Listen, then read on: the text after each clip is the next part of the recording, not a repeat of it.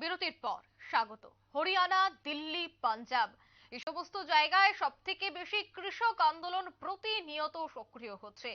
আর এরই মধ্যে হরিয়ানায় বিজেপি সরকারের পুলিশের গুলিতে নিহত হয়েছে কিষাণ আন্দোলনকারী শুভকরণ সিং, এমনটাই অভিযোগ। এবং তার হত্যাকাণ্ড এবং কৃষকদের উপর আক্রমণের প্রতিবাদে দেশব্যাপী শুক্রবার কালো দিবস পালন করা হচ্ছে।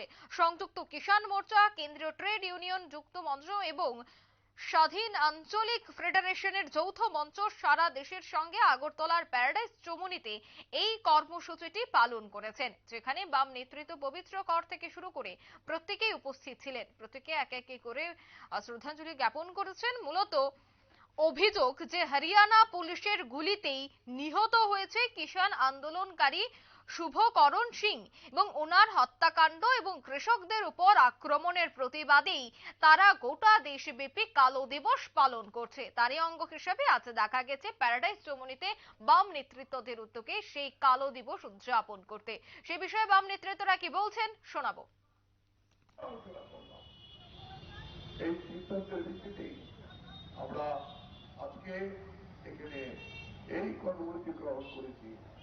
আমরা শুভকরণ সিং এর এই শহীদানের স্মৃতি তুলে দাঁড়িয়ে আমরাও ত্রিপুরার কৃষকরা, ত্রিপুরার শ্রমিকরা এই সিদ্ধান্ত নিতে চাই, এই দেশের কৃষক আন্দোলনের সঙ্গে আমরা একাত্মত হয়ে আমরা ঐক্যবদ্ধভাবে এই চেতাবনী নিয়ে আমরা এগিয়ে যাব।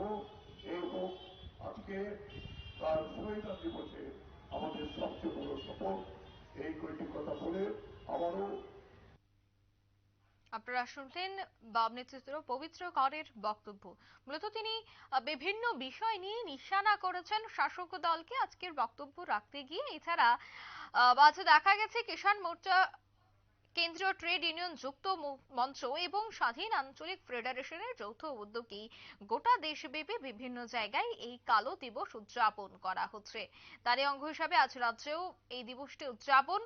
মূলত দেখা যাচ্ছে হরিয়ানা, পাঞ্জাব, দিল্লি সে সমস্ত জায়গায় কিন্তু ইতিমধ্যেই কৃষক আন্দোলন তীব্র থেকে তীব্রতর আকার ধারণ করছে। এরই মধ্যেই নিহতের খবর উঠে আসছে এবং অভিযোগ যে পুলিশের গুলিতেই নিহত হয়েছে এক কৃষক আন্দোলনকারী। অন্যদিকে বিরোধীরা এই মুহূর্তে অভিযোগ করছেন যে এই কৃষক আন্দোলনকারীদের উপর প্রতিনিয়ত অত্যাচার চালাচ্ছে পুলিশ আধিকারিকরা। তারা যে জায়গায় আন্দোলন করতে যাচ্ছেন সেই জায়গাতে এই পুলিশ তাদেরকে আক্রমণ করছে। আর এই অভিযোগ প্রতিনিয়ত বিরোধীরা তুলছে।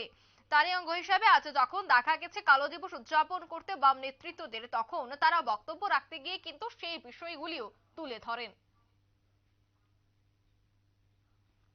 নিয়ে নিচ্ছে ছোট্ট একটি বিজ্ঞাপন বিরতির সঙ্গে থাকুন।